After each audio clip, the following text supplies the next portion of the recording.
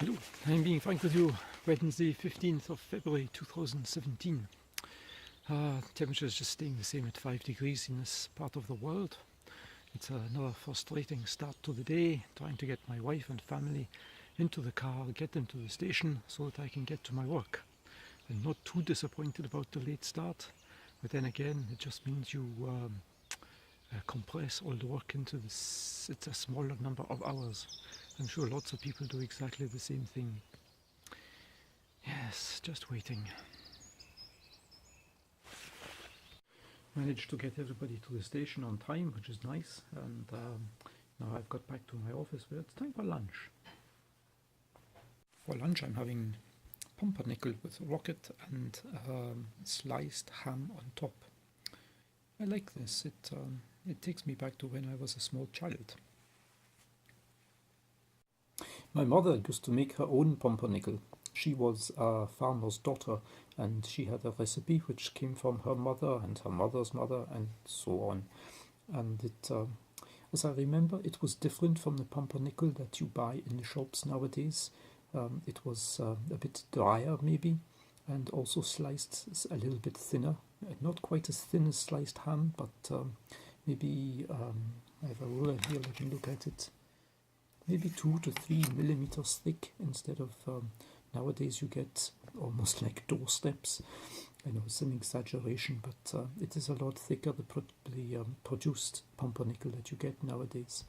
And yet back in those days my mother was cutting it just with a normal bread knife, and I suppose it must have been quite an intricate operation for her to do. But it was good, it was better, it was not wheatier because it did not have wheat in it. It was rye pumpernickel. Maybe it's just memory.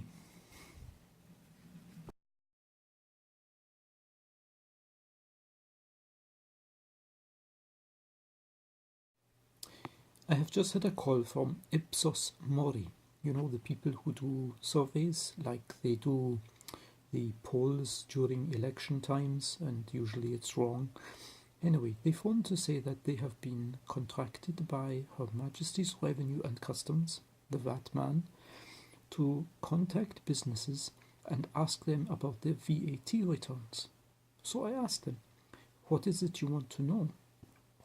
And they said that I can look at a website and it will show me the different questions that they want to ask me. So I looked at the website and there are 4 questions. Seems simple enough. Questions 1, 2 and 4 are all, they can all be answered by looking at the VAT return, which the VAT man gets anyway. So why are they asking? Anyway, question 3, they want to break down the type of VAT that you claim on the form. So I said to this man, they have an army of people who go out to companies and do inspections. Why do they need to have IPSOS-MORI phoning and asking for this information?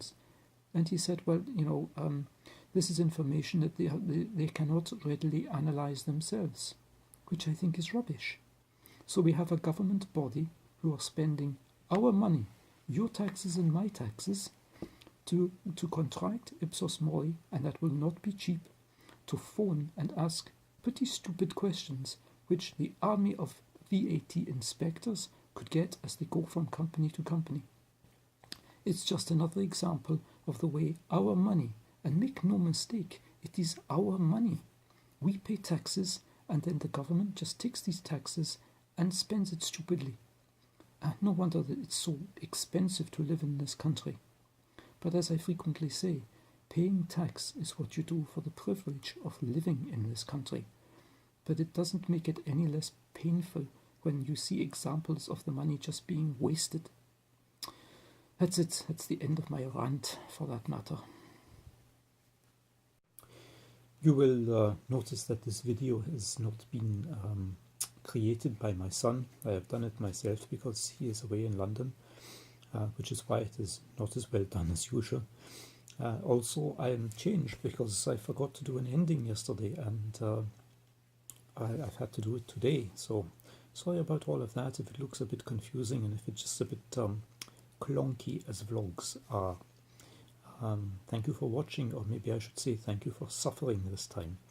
Bis zum nächsten Mal. Tschüss.